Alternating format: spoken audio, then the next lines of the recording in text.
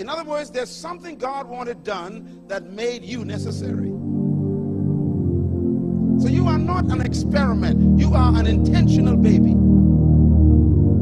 So God's purpose is his original will for creating something. Another word for purpose is will. Your will is in your mind. What do I will to do? What do I intend to achieve? That's your purpose. And God says, many are the plans in your heart, but my original intention for you will prevail. So don't waste your life trying to live your own life, because my purpose will frustrate your own plans until you find my purpose for your life. And that's why most people are depressed on Monday mornings, because they're going to a place they hate to do something they weren't born to do, and they do it till they're 50 and they die from it, and they pay bills, and then they can't even be resurrected.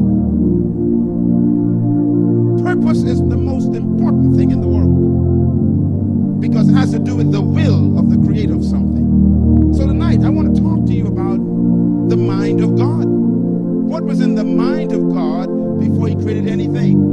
By the way, most religious people pursue God's hands.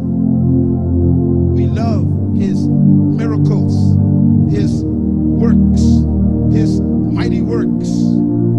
But very few of us pursue his head. I encourage you tonight to leave God's hands for a while, and let's crawl up into his head and find out why his hands are moving. In other words, if you only watch a person's action but don't understand their purpose, you will misinterpret their action. And this is why it's important to pursue God's purpose before you handle his products. This earth is one of God's products. You are one of God's products. And he had an intention before he had an invention. He had a purpose before the product.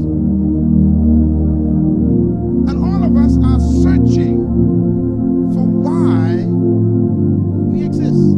As a matter of fact, write this down. The most powerful and the greatest search of the human